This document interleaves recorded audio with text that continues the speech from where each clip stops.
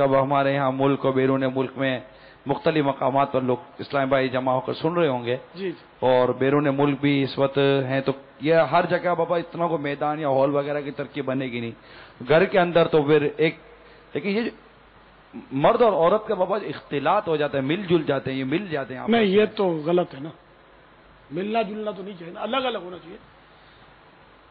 صرف مردوں ہی میں کر لیں. اچھا، لڑکیوں کی بھی کرتے ہوں گے؟ جی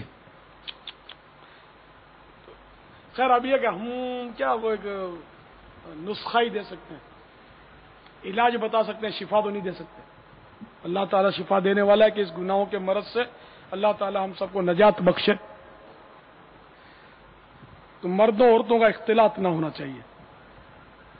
ساتھ ہی آپ نے ایک بات اس وقت دوران گفتگو بیان کی کہ وقت کے اوپر کہ ٹائم پاس نہیں ہوتا. اس میں بابا یہ جب آپ نے یہ کلام کیا تو ایک ذہن میں سوال آیا کہ ہماری ایک بہت بڑی تعداد ہے جو یہ کہتی ہے کہ ٹائم پاس نہیں ہوتا، اور ایک ہے جو کہ بابا ٹائم نہیں ہوتا. آخر ایک طبقہ ہے جو واقعی فرصت نہیں پاتا، جیسے بات کہتے ہیں سونے کا وقت ہی نہیں ہے، اور ایک کہتا ہے کہ ہمارے پاس وقت ہی وقت ہے. اور سونے کا نہیں بول دو، سر کھجانے کی فرصت نہیں. سر کھجانے کی فرصت محاورہ ہے. تو آئیے یہ کیا ہے؟ اب یہ کہ اس میں بھی مصروفیت کے بھی اپنا اپنا. اب عام آدمی کی جو مصروفیت ہوتی ہے وہ دنیاوی کاموں کی ہوتی ہے، اور علماء کی مصروفیت دینی کاموں کی ہوتی ہے. تو مفتی کی مصروفیت بھی اتنی بڑھتی ہے بعض صورتوں میں کہ اس کو سنت موقدہ بھی معاف ہو جاتی ہے. جیسے ظہر کی 4 سنتیں موقدہ ہم کو معاف نہیں ہے، تو مفتی کی جب مصروفیت اس نہج کو پہنچ جائے گی جو مطلب علماء نے جس طرح طریقہ کیا تو وہ معاف ہو جاتی ہے. سرکار اعلی حضرت امام اہل سنت مولانا شاہ امام احمد رضا خان علیہ رحمت الرحمان فرماتے ہیں کہ میری مصروفیت اس طرح کی ہی ہے کہ مجھے سنتیں معاف ہیں لیکن میں پڑھتا ہوں، نکال لیتا ہوں وقت سنتوں کے لیے. تو اعلی حضرت اتنے مصروف تھے. اب ان کے پاس اتنی مصروفیت اور یہ سنت موقع ترک نہیں کر رہے. اور یہ یہاں کے مصروف تو فرض کی بھی فرصت نہیں ہے، بلکہ ایسے منچلے دیکھے میں نے، یہاں مرنے کی فرصت نہیں ہے. بولتے محاورہ ہی، یہاں مرنے کی فرصت نہیں ہے. کیا بات کرتے ہو، ہم ٹائم کہاں سے ہیں، ہم تمہارے اجتماع میں کیسے ہیں؟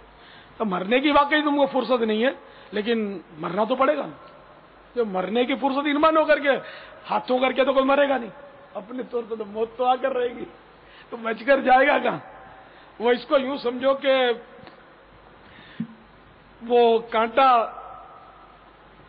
دریا میں ڈالا کسی نے، مچھیرے نے، اور مچھلی نے کانٹا نگل دیا.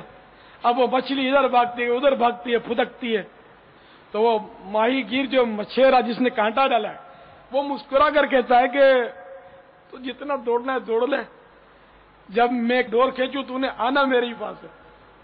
تو تم کو فرصت ہے یا نہیں؟ موت تو آئے گی. اور موت نہ مصروفیت دیکھتی ہے، نہ رات دیکھتی ہے، نہ دن دیکھتی ہے، نہ عید نہ شب برات. جب اس کا آ جاتا ہے وقت تو بندہ جو ہے وہ مر جاتا ہے. تو یہ واقعی ایسے مصروف لوگ بھی ایک دم دھڑاک سے ہٹ فیل ہو جاتے ہیں. اپنی سارے ان کے ڈاکیومنٹس لٹک جاتے ہیں، ان کے سرمائے پھنسے رہ جاتے ہیں، یہ کاروبار کہاں کہاں مطلب پھنسے ہوتے ہیں. اولاد کو وارثین کو پتہ نہیں چلتا کہ اب کس کے پاس کتنا قرض ہے. لوگ کھا پی جاتے ہیں کیونکہ اس کو اتنی بھی فرصت نہیں تھی کہ کوئی اپنا وصیت نامہ ہی مرتب کر لیتا، بتا دیتا 2-4 کو کہ میرے وہاں پیسے رکے ہوئے. اتنی لمبی امیدیں کہ اور انداز زندگی کا ایسا چل رہا ہے معاذ اللہ کہ مرنا ہی نہیں ہے. حالانکہ روز موت دیکھتے ہیں، مرنے والوں کا روز سنتے رہتے ہیں، جنازے اٹھتے رہتے ہیں، ایکسیڈنٹ ہو جاتے ہیں، نوجوان زیادہ غالباً مرتے ہیں ایکسیڈنٹ میں، فائرنگ میں، اس طرح کے مطلب حادثات میں. لیکن عبرت نہیں ہے. کوئی مر گیا بس اس کا تذکرہ ضرور ہوتا ہے لیکن عبرت کے لیے نہیں ہوتا. مرنے والے پر گھر والے یا احباب روتے بھی ہیں لیکن اس لیے نہیں کہ مجھے مرنا پڑے گا، اس لیے روتے کہ یہ چلا گیا، ہمارا عزیز ہم سے بچھڑ گیا. ہنستا تھا تو پھول جھڑتے تھے، بات کرتا تھا تو جسے بس سنا کریں. اور مرنے والے کو عام طور پر لوگ ولایت سے کم درجہ دیتے نہیں ہیں. جو مر جاتا ہے اس کے ایسے فضائل بیان کرتے ہیں کہ جیسے ولایت تو اس کے در سے تقسیم نہ ہوتی ہو. تو پاپا وہ ہے نا کہ مرنے والے کو اچھے جملوں میں تو جھوٹ بھی بولو اس کے لیے، یہ کہاں ہے؟ اس کی تعریف کرنا مرنے والے ہے کہ مطلب جاہل لٹھ تھا، مطلب نماز پوری پڑھتا نہیں تھا، اب اس کو ولی بنا دو تو یہ کہاں کا انصاف ہے یار. تو اس کے اچھے الفاظ میں یاد کرو، تو مطلب اس کی برائی مت کرو نا مردے کی. جو مر گیا اس کی برائی نہیں کہ یہ بے نمازی تھا یا یہ یوں تھا تو اوں تھا، یہ نہیں. باقی اس کی غلط باتوں یعنی اس کی طرف غلط باتیں منسوب کر کے اس کی جھوٹی تعریف، تو زندہ کی ہو مردہ کی ہو جھوٹی تعریف تو جھوٹی ہے، وہ تو گناہ میں ہی آئے گی. تو ہمارے یہاں یہ ہوتا ہے کہ بس وہ مرنے والے کو بہت یعنی چڑھاتے ہیں، وہ خاندان والے عوام مسکراتے ہیں، خاندان والے چڑھاتے ہیں، خوب چڑھاتے ہیں. یہ تجربہ اس لیے کر رہا ہوں، بہت مطلب تعریفیں کرتے ہیں.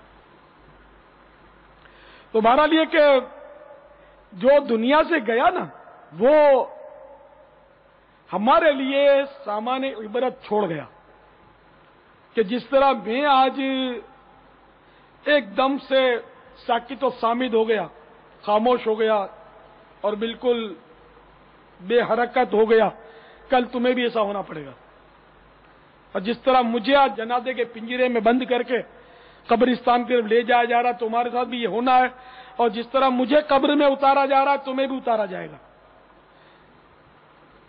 جنازہ آگے آگے کہہ رہا ہے اے جہاں والو میرے پیچھے چلے آؤ، تمہارا رہنما میں ہوں.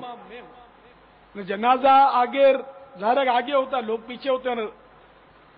مسئلہ بھی یہی ہے، مستحب یہی ہے کہ عوام جو ہے وہ پیچھے ہو اور جنازہ آگے ہو. تو آج وہ جنازے کو رہنمائی ملی ہے.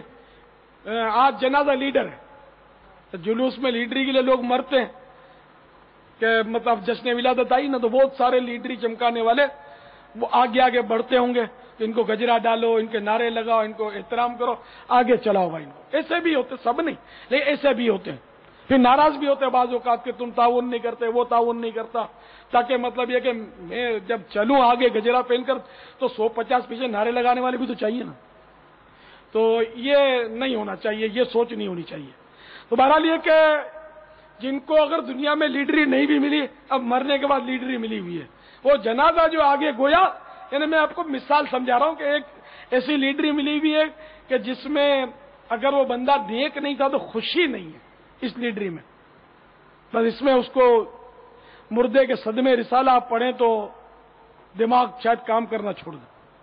اس کو اتنے صدمے ہوتے ہیں، بچے اس کو یاد آ رہے ہیں، کاروبار اس کو یاد آ رہا ہے، دوستوں کا بچھڑنا اس کو یاد آ رہا ہے، مکان جو سجایا تھا وہ اس کو یاد آ رہا ہے، اچھی اچھی غذائیں جو یہ کھایا کرتا تھا وہ سب اس کو یاد آ رہا ہے، پیسے کہاں کہاں رکھے ہیں، کہاں کہاں جمع کیے، سب یاد آ رہا ہے اس کو.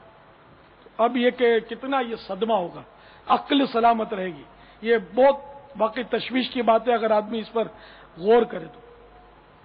کہ بظاہر ہم حرکت نہیں کر سکتے لیکن سب سمجھ رہے ہوں گے، دیکھ رہے ہوں گے، غسل ہو رہا ہے، کفن پہنا جا رہا ہے، لوگ آ رہے ہیں، رو رہے ہیں اور تصویر غم بنے کھڑے ہیں، اٹھا رہے ہیں، لٹا رہے ہیں، جنازے میں ڈال رہے ہیں. یہ سب نظر آ رہا ہوگا کیا گزر رہی ہوگی اس وقت. اب یہ کہ ظاہر ہے اس کا ہمیں تجربہ نہیں ہے، ایک ہی بار ہونا ہے تجربہ، بار بار بھی نہیں ہونا. اللہ کرے کہ مدینہ منورہ میں زیر گنبد خضرا محبوب کے جلووں میں شہادت کی صورت میں موت نصیب ہو جائے اور جنت البقیع میں ہم اتارے جائیں. اے کاش. تصور باپا یہ بنتا نہیں ہے. آپ نے یقیناً جہازوں میں سفر کیا ہے. اب دیکھیے کہ جہاز ایک ایسی سواری ہے کہ اولاً اس کے حادثے اگرچہ کم ہوتے ہیں لیکن جب ہوتے ہیں تو پھر وہ خود جہاز کے اندر کس قدر غفلت بھرا ماحول ہوتا ہے. میں تو دیکھیں جہاز میں عموماً میری عادت ہے کہ میں توبہ کرتا ہوں کلمات کفر وغیرہ سے کہ کہیں یہ نہ کہ یہ آج میرا آخری سفر ہو. سفر سے پہلے مجھے ڈر لگتا ہے، پتہ نہیں کیا ہونا ہے. تو توبہ کرتا ہوں، کلمہ پڑھتا ہوں کہ اللہ میں مسلمان ہوں، ایمان پر میرا خاتمہ ہو. کیونکہ یہ جہاز کا حادثہ زخمی نہیں چھوڑتا، मारता भी ऐसा कि लाश भी बिगाड़ देता है ना, लाश भी समझ नहीं आती। इसलिए मैं अमूमन अपना पासपोर्ट, यूं तो मेरे इस्लामी भाई के